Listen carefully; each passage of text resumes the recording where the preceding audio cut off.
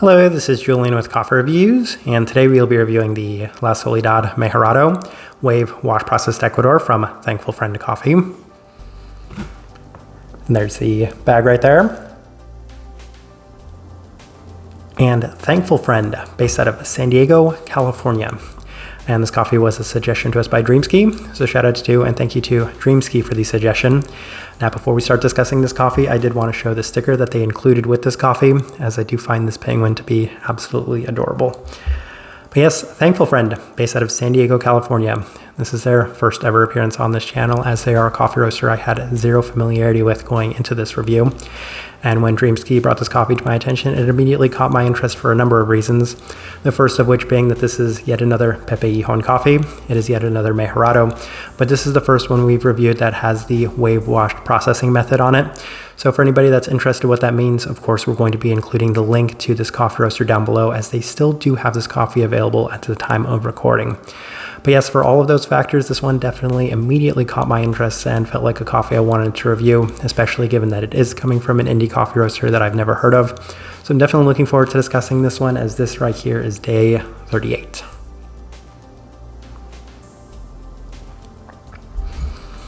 And recipe we went with for this coffee was actually a recipe that was given to us by the person that runs their Instagram page, who I imagine is probably the owner of the company, which was a 16.67 to 1 water to coffee ratio, brewed at 94 degrees Celsius, about 201 degrees Fahrenheit. And I like this one best through the V60, which indicates a more medium fine grind. And just go a little bit more in detail with the exact recipe that they gave, because this one's a little bit more specific.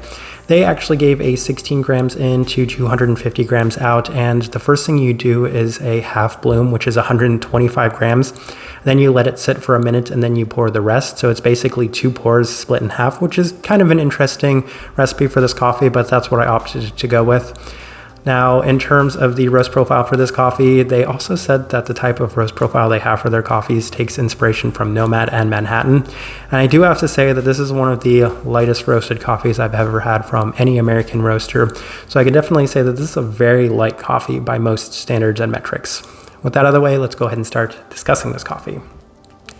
Day 12, first impression, and it was during the grind I was immediately able to pick up on a slight graininess that was interestingly present in the aroma itself, with an abundance of lightness to the cup. I can immediately tell that this was a very light cup of coffee. Once running it through the V60, that confirmed a lot of my initial impressions as it came out that way. Honestly, I felt like it wasn't even ready to be brewed yet, but I was told you could start it pretty early. There was tons of subtlety in the cup with a lot of graininess. It opened up ever so slightly as it cooled in a moderately sweet citric sense, but for the most part, just a very, very light, delicate, tame coffee to begin with. Day 16, ran it through the Chemex, and it continues to offer a lot of graininess. Once again, it's a very light coffee right from the onset, as it opens up ever so slightly in the finish, with the cool down yet again being a moderately sweet citric aspect. A slight bit more definition, as you can feel a moderately unripened orange, and I honestly felt like more adjustments were needed with this one. Day 20, ran it through the April dripper, and it's the best it's been to this point, as there was a fair bit less of the graininess to the cup, but it continued to remain very soft and delicate to an almost Panamanian geisha-like level. A lot of the characteristics in this cup were very Panamanian geisha-like, especially on this day, with a lot of subtle sweetness in the citric direction.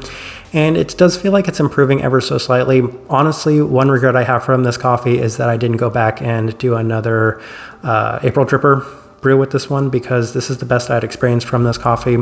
And a lot of the reason I didn't go back is because this is a very small bag. It's 100 grams, so I knew that I had a very limited sample to work with. So that's one of the reasons I only went with it once. But I do have one more cup available. Honestly, given how much success I had on this day from that brew method, when I do brew this coffee again, that's probably what I'll go with for the second time around. Day 23, attempted a higher concentration and an increase in the temperatures just to see what would happen, and the coffee continues to remain extremely light.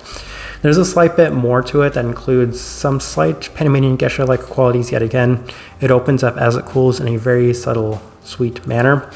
Moderate brightness, as there's plenty of lingering potential, but for the most part, the cup continues to remain pretty tame overall. And I think it's worth noting at this time, notes we have plum, orange, and marmalade.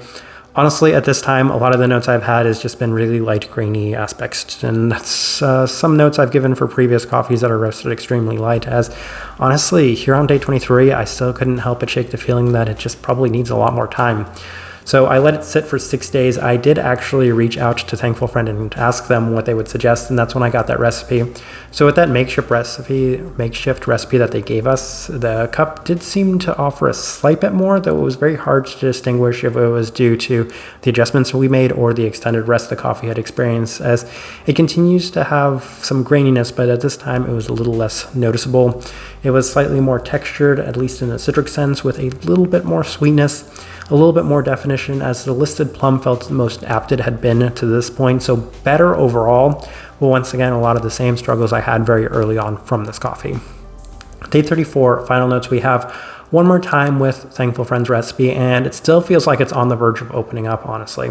So here we are once again, and this coffee, it still feels that way. I can't help but shake the feeling that every time I try it, it's still on the verge of opening up. It still remains pretty tame, as there's a subtle lingering sweetness to the cup, but it's mostly citric forward. There's a very slight candied sweetness, a very soft florality to complement some very slight dark fruits. At room temperatures, it opens up ever so slightly with a tiny bit of that Mejorado brown candied sweetness, but honestly, it's hardly noticeable, it's hardly distinct, it's hardly pronounced. So for the most part, even on this final day and this day right here, the coffee continues to remain very tame overall. All right, let's go ahead and put up the tasting wheel so you can see what we're getting. We have 2 level 4s. So let's go through, correction, 3 level 4s. Let's go through those real quick, and we'll start with the cleanliness level 4. Yes, for everything I've said, I mean, it's still a very, very clean cup of coffee. Even with the processing method, I think I went into this one fully expecting a pretty clean cup of coffee. And honestly, it just belongs in level 4. I've said in the past with certain coffees that if it doesn't have a very specific definition to it, it doesn't skew in a very specific direction. And of course, it's always going to be hard to justify a level above that 4, but this one right here, right there in that 4, I feel like that's the perfect place for this one. Finish, level 4. Yes, even though this one is very delicate and subtle and tame, it does have at least a little bit of length to it. At the same time, still not being overly distinct in one direction. If anything, it's going to be the citric aspect to it. But for the most part, it doesn't have a quick, long-lasting finish, and honestly, it just had this pretty even finish to the cup that didn't necessarily skew in any specific direction. Citrus fruit, level 4. Yes, that's the first note I picked up. Even in the aroma, I picked up a little bit of it, and it's one of the notes that they have listed on here. As mentioned, there was one point where I could say maybe an unripened orange, and with a little bit more work on this coffee, I could still say that maybe a slight bit of a slightly sweeter orange aspect, but even then, it's still a very tame citric component within this one. Honestly, it just kind of tastes like geisha citrus. And then we have a bunch of level 3s. We'll start with the sweetness level 3. Honestly, it's a little generous at that level 3. I feel like it's at the lower side of level 3. And that, of course, is going to be the biggest sticking point for me on this coffee, because I went into it expecting it to be an extremely sweet cup of coffee. As typically speaking, when it comes to the Mejorado, the reason I love it so much is because it offers tremendous sweetness.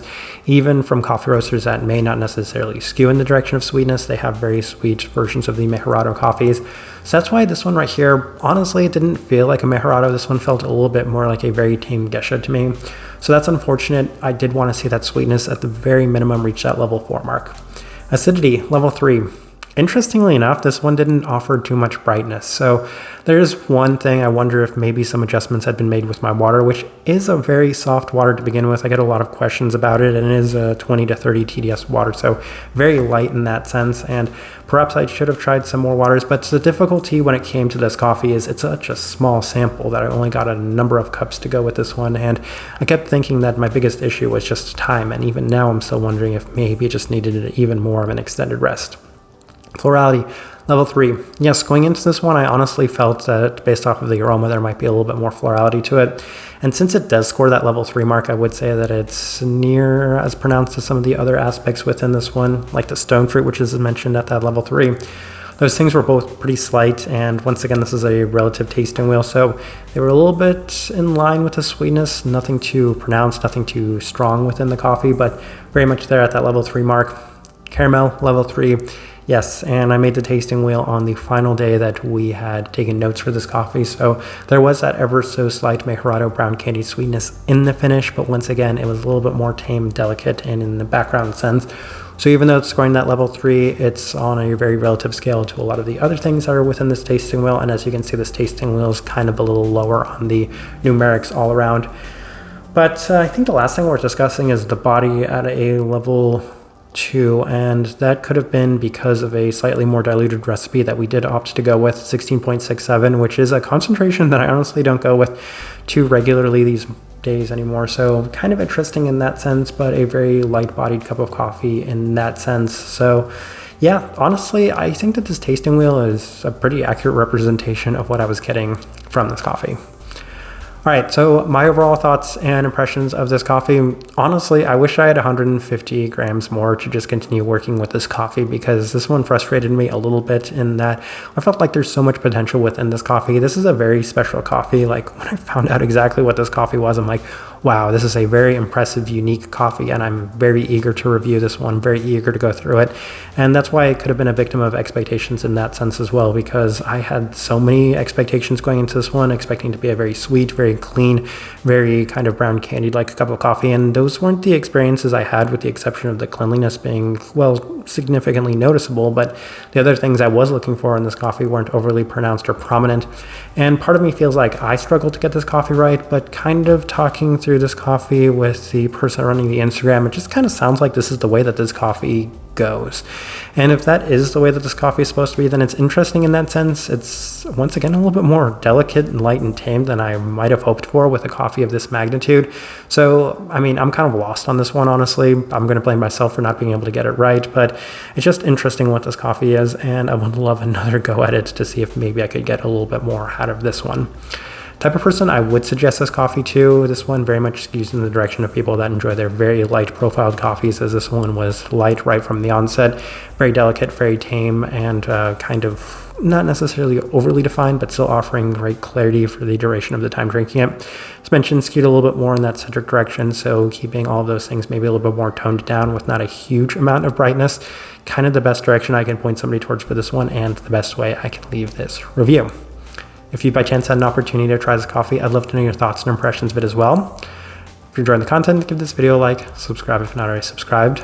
This right here has been a review of the La Soledad Mejorado Wave Wash Processed Ecuador from Thankful Friend Coffee. Thank you for watching.